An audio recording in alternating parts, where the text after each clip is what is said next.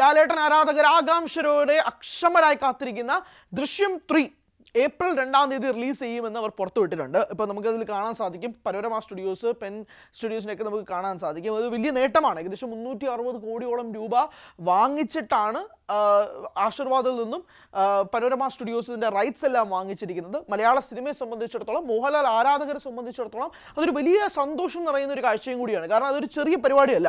ഇവിടെ വന്നിട്ട് അവിടെ നിന്നൊരു ബോളിവുഡിലെ ഏറ്റവും പ്രധാനപ്പെട്ട ഒരു പ്രൊഡക്ഷൻ കമ്പനി ഇവിടെ നിന്ന് റൈറ്റ്സ് വാങ്ങിക്കൊണ്ട് പോകുന്നത് മലയാള സിനിമയെ സംബന്ധിച്ചിടത്തോളം വളരെ നിർണായകമാണ്. And count down to April 2, April 2 നമ്മൾ കാത്തിരിക്കുന്ന ആ സിനിമ റിലീസിന് എത്താൻ പോവുകയാണ് എന്നുള്ളതാണ് ഏറ്റവും പ്രധാനപ്പെട്ട കാര്യം. ഈ ഏപ്രിൽ 2 ഒരു പ്രത്യേകതയും കൂടി. 2011 ഇന്ത്യ വേൾഡ് കപ്പ് നേടിയ ദിവസം ഏപ്രിൽ 2 ചുമ്മാ പറഞ്ഞതേ ഉള്ളൂ. ഏപ്രിൽ 2 എന്ന് പറയുമ്പോൾ നമുക്ക് പെട്ടെന്ന് ഓർമ്മ വരുന്ന 2011 ഏപ്രിൽ 2 ഇന്ത്യ ലോകകപ്പ് നേടിയ ദിവസം കൂടിയാണ്. അപ്പോൾ അതൊരു ലാലേട്ടൻ ഏറ്റവും കൂടുതൽ ഒരു ഭംഗി, ഒരു 15 വർഷങ്ങൾക്ക് ശേഷം നല്ല വർഷം ആവട്ടെ എന്നതും കൂടി ആത്മാർത്ഥമായിട്ട് ആഗ്രഹിക്കുന്നു. ചുമ്മാ പറഞ്ഞു പോയെന്നേ ഉള്ളൂ. ഇനി ദൃശ്യം 3 വരാം കേട്ടോ. കാരണം ദൃശ്യം 3 360 കോടിയോളം രൂപ ബിസിനസ് നടത്തി ഇതിൻ്റെ റൈറ്റ്സ് വാങ്ങിക്കൊണ്ട് പോകുമ്പോഴേക്കും ഇന്നത്തെ പലർക്കും ഒരു ആശങ്കയുണ്ട്. കാരണം ദൃശ്യം പല ഭാഷകൾ റീമേക്ക് ചെയ്തതാണല്ലോ.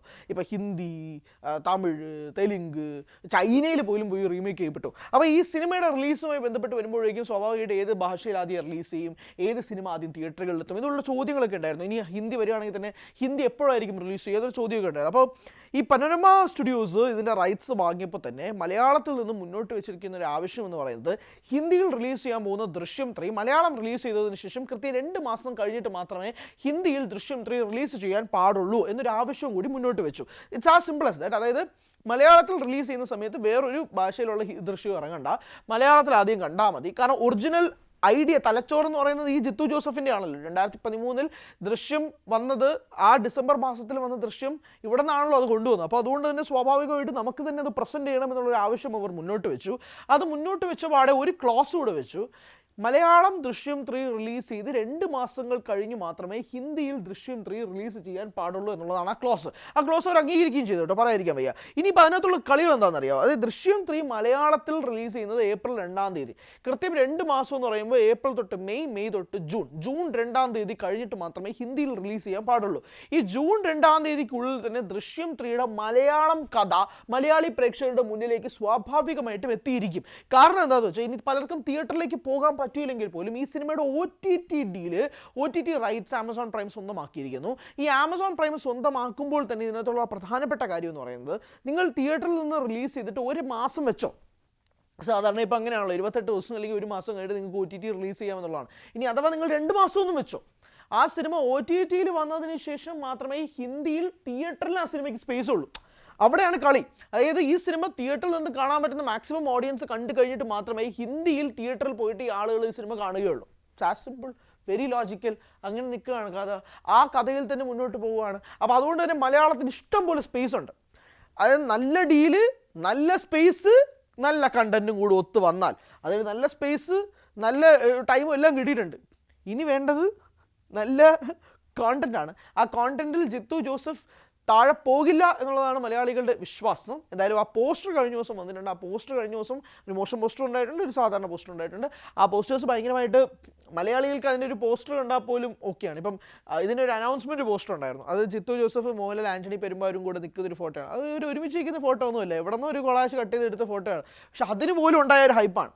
അതായത് ആ ഫോട്ടോയ്ക്കോ ഭംഗിക്കോ പോസ്റ്റേഴ്സിനൊന്നും അല്ല കാര്യം. അതിൻ്റെ കാര്യം എന്ന് പറയുന്നത് ദൃശ്യം 3, അതാണ് അതിൻ്റെ കാര്യം. അത് ആ കണ്ടന്റിലാണ് കാര്യം. അതുകൊണ്ട് മലയാളികൾക്ക് എത്രയധികം ഹോപ്പുണ്ട്. ഇപ്പോൾ ഞാൻ ഒരു കാര്യം പറയാം, ദൃശ്യം 2013 ഇറങ്ങിയ സമയത്ത് തന്നെ ആ സിനിമ ഭയങ്കരമായിട്ട് ചർച്ചയായി, നാഷണൽ വൈഡ് ചർച്ചയായി, ചൈനയിൽ റീമേക്കായി, ലോകമെമ്പാടും ചർച്ചയായി. ആ സിനിമ വളരെ ഒരു കുഞ്ഞു സിനിമയായിട്ട് റിലീസ് ചെയ്തത്. അപ്പോൾ ഈ ദൃശ്യത്തിൻ്റെ 2ാം ഭാഗം വരുന്ന സമയത്ത് ഇത് OTTയിൽ കോവിഡ് സമയത്താണല്ലോ ഈ സിനിമ റിലീസ് ചെയ്യുന്നത്. അപ്പം പലരും ഉണ്ടായിരുന്ന ഒരു ആശങ്ക എന്ന് പറയുന്നത് വെറുതെ തട്ടിക്കൂട്ടി ഒരു 2ാം ഭാഗം ഉണ്ടാക്കാൻ പോവുകയാണ്, കോവിഡ് ആയതുകൊണ്ട് വെറുതെ ഇരിക്കുകയാണ്, അപ്പോൾ അതുകൊണ്ടൊരു സിനിമ ചെയ്യാം എന്ന് കരുതിയിട്ടാണ് ഈ ദൃശ്യത്തിൻ്റെ 2ാം ഭാഗം വരുന്നത് പലരും ചിന്തിച്ചു. ആ ചിന്തിച്ചവരുടെയൊക്കെ നെറുകന്തലേക്ക് ഒരു വലിയ കൊട്ടാണ് ജിത്തു ജോസഫ് എന്ന സംവിധായകൻ തന്നത്. അപ്പോൾ ജിത്തു ജോസഫ് അത് തന്നതിന് ശേഷം ദൃശ്യം 3 കൊണ്ടുവരുമ്പോഴേക്കും ആ 2 സിനിമകളുടെയും പ്രതീക്ഷയുണ്ടല്ലോ, ആ 2 സിനിമകളുടെയും പ്രതീക്ഷ തള്ളിക്കളയാതെ അത് കാത്തു സൂക്ഷിക്കുന്നതായിരിക്കും 3 എന്നുള്ളതാണ് ഏറ്റവും പ്രധാനപ്പെട്ട ആഗ്രഹം. ഇപ്പോൾ ജിത്തു ജോസഫിൻ്റെ ഇപ്പോൾ അടുത്തിറങ്ങിയ 2 സിനിമകൾ, ഒന്ന് നുണക്കുഴി, ഇപ്പോൾ വേറൊന്ന് മിറാഷ്. ഈ 2 സിനിമകളും തിയേറ്ററിൽ വർക്കാവാത്ത പല പ്രേക്ഷകരുണ്ട്. ഇപ്പം നുണക്കുഴി ഒരു കോമഡി എൻ്റർടൈനർ ആയിരുന്നു, ബേസിൽ ജോസഫാണ് പ്രധാന വേഷത്തിലെത്തിയത്. ആ സിനിമ വർക്കാവാത്ത പല പ്രേക്ഷകരുമുണ്ട്.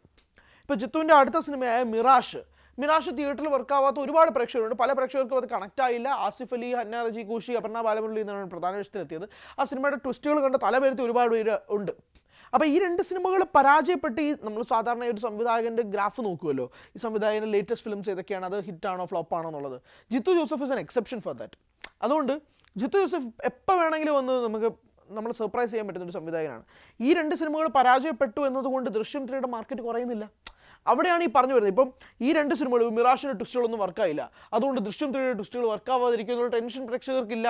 കാരണം അത് വേറെ ഒരു രംഗം എന്നൊക്കെ തമിഴ് പറയുന്നില്ല, ഇത് വേറൊരു ലോകമാണ്. അവിടെ ജിത്തു ജോസഫ് അതിഗംഭീരമായിട്ട് വർക്ക് ചെയ്യുമെന്നുള്ള പ്രതീക്ഷ പ്രേക്ഷകർക്കുള്ളിലുണ്ട്. എന്നാൽ പോലും ഇതൊരു ചെറിയ പടമാണ്, ഇതിന് വലിയ ഹൈപ്പൊന്നും കയറ്റണമെന്നൊക്കെ ജിത്തു ജോസഫ് പറയുമെങ്കിൽ പോലും സ്വാഭാവികമായിട്ടും ആ ഹൈപ്പും പ്രഷറും ഹൈപ്പും കാര്യങ്ങളൊക്കെ പ്രേക്ഷകരുടെ ഉള്ളിലേക്ക് ഉണ്ടാവും.